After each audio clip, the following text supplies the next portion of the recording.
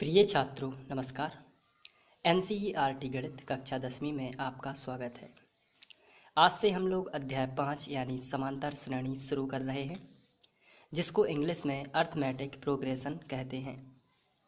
समांतर श्रेणी का अर्थ होता है पदों की ऐसी श्रृंखला जिनके बीच का अंतर समान होता है।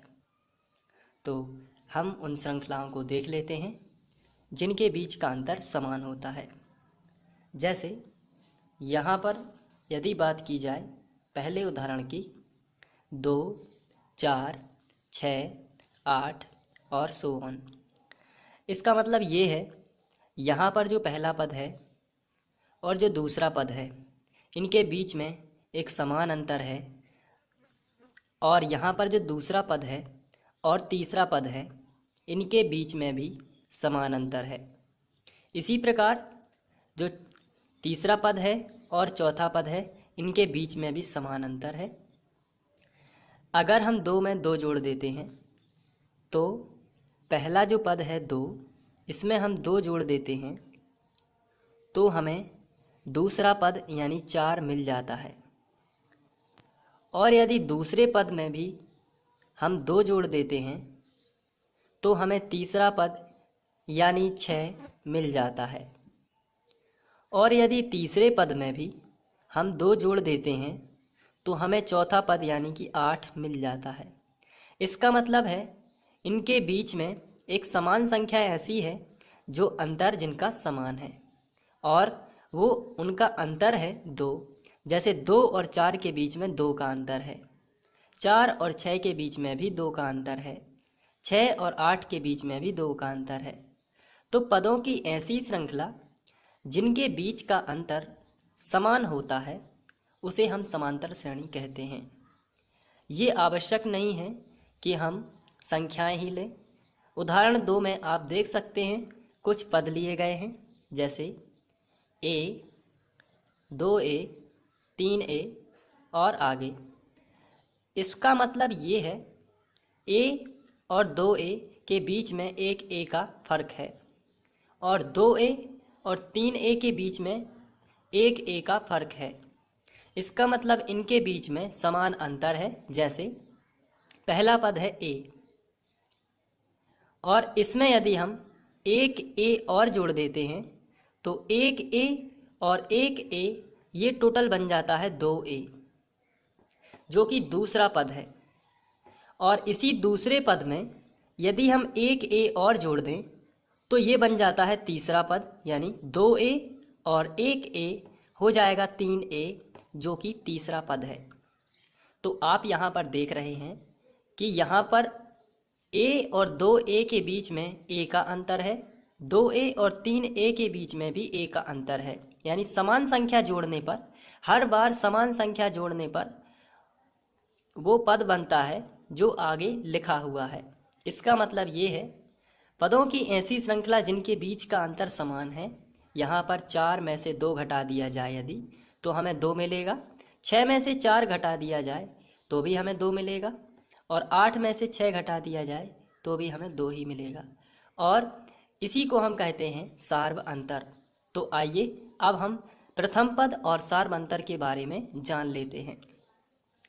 कोई भी श्रृंखला आपको दी जाती है तो उस श्रृंखला में चाहे श्रृंखला नंबर 1 हो या श्रृंखला नंबर 2, कोई भी श्रृंखला आपको दी जाती है तो उस श्रृंखला का जो पहला पद होता है उसे हम बोलते हैं प्रथम पद।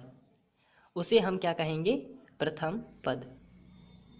और इस जो प्रथम पद है इसको हम a से दर्शाएंगे। आपको ध्यान रखना है, जब हम लोग क्वेश्चन करेंगे तो प्रथम पद को a से दर्शाएंगे। इसके साथ साथ एक और फिनोमेना आपको याद रखना है, जो कि है सार्व अंतर। सार्व अंतर होता क्या है इसको समझ लेते हैं। सार्व अंतर उस श्रृंखला में, उस श्रेणी में 2 पदों के बीच का अंतर होता है। तो सार्व अंतर को हम d से दर्शाएंगे। सबसे पहले तो आपको ये कि प्रथम पद को आप स्मॉल a से दर्शाएंगे और सार्व अंतर को आप स्मॉल d से दर्शाएंगे। इसके साथ साथ सार्व अंतर कैसे निकालते हैं, तो इसका आंसर है कि आप दूसरा पद में से पहला पद घटाएंगे तो आपका सारवंतर आ जाएगा। कहने का मतलब यदि हम पहली श्रृंखला लेते हैं तो आप 4 में से 2 घटाएंगे, तो सबसे पहले आप लिखोगे दूसरे नंबर का पद यानी कि 4, और उसमें से आप घटाओगे पहले नंबर का पद यानी -2 घटाना है आपको। तो 4 में से 2 चला जाएगा तो मिलेगा 2। ये सारवंतर है। अब यदि आप सारवंतर यहाँ भी निकल सकता है, 6 में से 4 घटाने पर भी निकल सकता है, 8 में से 6 घटाने पर भी निकल सकता है। तो सारवंतर को हम फिर D1, D2 और D3 से दर्शा सकते हैं। जैसे पहले स्टेप में हम 4 में से 2 घटा रहे हैं, इसलिए हम उसको D1 नाम दे देते हैं।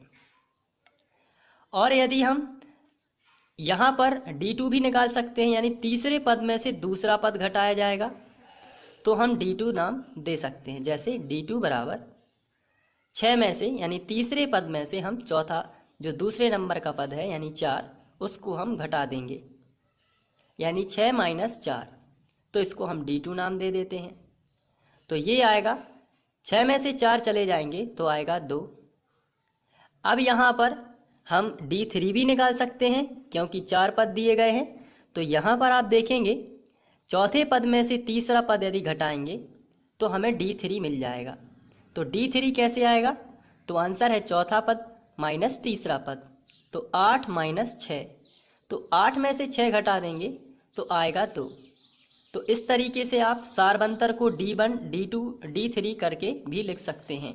तो यहाँ पर आपको ध्यान रखना है, द्वितीय जो है, द्वितीय पद में से जब आप पहला पद घटाओगे तो भी सारवंतर मिलेगा, और तृतीय पद में से जब द्वितीय पद को घटाओगे तो भी आपको सारवंतर मिलेगा। इसी तरीके से चौथे पद में से जब तीसरे नंबर के पद में आप घटाएंगे तो भी आपको सारवंतर मिलेगा।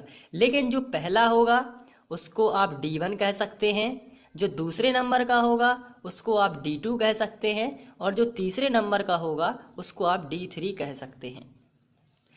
अब यदि D1, D2 और D3 के मान समान आ जाते हैं, जैसे यहाँ पर आप देख रहे हैं, जो हमने उदाहरण 1 में पहली श्रृंखला ली हुई थी उसमें D1, D2 और D3 के मान समान 2, 2 और 2 हैं।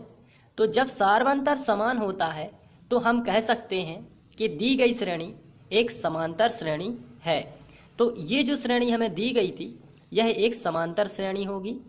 इसी तरीके से जो दूसरा उदाहरण दिया गया है इसको हम अलग से लिख लेते हैं। सबसे पहले A, 2A, 3A, 4A और इसी तरीके से आगे। तो यहाँ पर आप देख रहे हैं कि प्रथम पद क्या कहलाता है? पहला, जैसे प्रथम पद यहाँ पर A है, लेकिन हम यहाँ पर सारवंतर की बात कर रहे हैं। तो हम यदि देखना चाहते हैं कि दी गई श्रेणी समांतर श्रेणी है या नहीं, तो हम देखते हैं क्या करेंगे। तो इसका सीधा सा अंतर है, आप इसको सारवंतर के जरिए निकाल सकते हैं और चेक कर सकते हैं। आइए देखते हैं कैसे। सारवंतर में आप सबसे पहले आप D1 निकाल लीजिए। D1 क्या कहलाता है? मैंने आपको अभी बताया है। दूसरे पद में से पहला पद घटाइए D1 आ जाएगा, तीसरे में से दूसरा घटाइए D2 आ जाएगा, और चौथे में से तीसरा घटाइए D3 आ जाएगा। तो D1 कैसे आएगा? तो आंसर है दूसरे पद में से यानी 2A में से ये पहला पद यानी -A कर दीजिए। तो 2A - A तो बचेगा केवल A। 2A में से एक A चला जाएगा तो केवल एक ही A बचेगा। अब हम D2 निकाल लेते हैं। तो D2 का फॉर्मूला होता है तीसरे पद में से दूसरा पद घटा देना, यानी 3A - 2A। तो ये घटाएंगे तो 3A में से 2A चले जाएंगे तो केवल एक ही A बच जाएगा। 3A - 2A तो केवल एक A ही बच जाएगा। इसके बाद हमें यहाँ तक तो पता चल गया कि समान अंतर हैं, इसलिए यहाँ तक की श्रेणी समांतर श्रेणी है। तो आखिरी वाले को भी हम चेक कर लेते हैं। D3 बराबर चौथा पद माइनस तीसरा पद यानी 4A - 3A। चौथे पद में से तीसरा पद चला जाएगा, 4A - 3A, तो फिर से एक बार 4 में से 3 चला जाएगा तो एक A ही बचेगा। तो इस तरीके से आप देख रहे हैं D1 का मान भी A है, D2 का मान भी A है, और D3 का मान भी A है। तो यहाँ पर सार्वंतर जो है वो हर जगह समान है, इसलिए दी हुई श्रेणी एक समांतर श्रेणी है। आइए कुछ और बातें जान लेते हैं। जैसे यहाँ पर हमें एक प्रश्न दिया गया है और यदि आपसे कहा जाए कि ज्ञात कीजिए क्या एक समांतर श्रेणी है, तो इसके लिए आपको क्या करना है, इनके बीच का अंतर देख लेना है कि समान है या नहीं। जैसे यहाँ पर 4, 8, 12 और 16 देखने से पता चलता है कि समान अंतर है, लेकिन इसको करते कैसे हैं? तो यहाँ पर जो पहला पद लिखा है ये कहलाता है सार्व अंतर, ये कहलाता है प्रथम पद। तो इसको हम लिखेंगे प्रथम पद, और प्रथम पद को हम किससे दर्शाते हैं? तो आंसर है प्रथम पद को हम ए से दर्शाते हैं। तो ए बराबर कितना आएगा? 4। तो हमेशा याद रखना है आपको प्रथम पद कितना होता है? 4।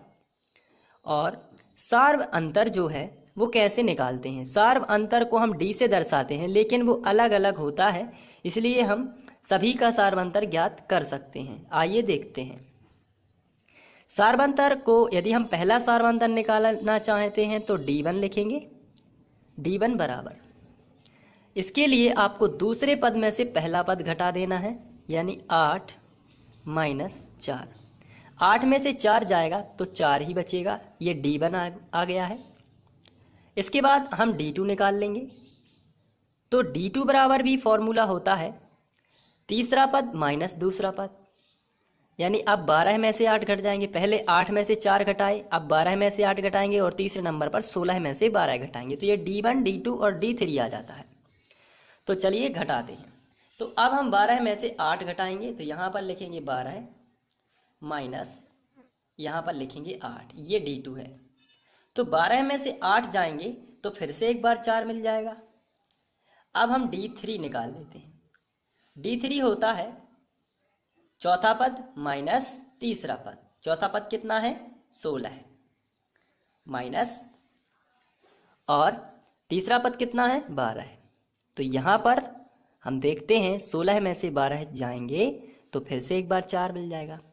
तो अब आप यहाँ पर रिजल्ट के रूप में देख रहे हैं D1, D2 और D3 तीनों के मान कितने हैं? 4, 4, 4। तो इसका मतलब है सभी जगह समान अंतर है। तो हम कह सकते हैं कि दी गई श्रेणी एक समांतर श्रेणी है। तो इस तरीके से आप ज्ञात कर सकते हैं।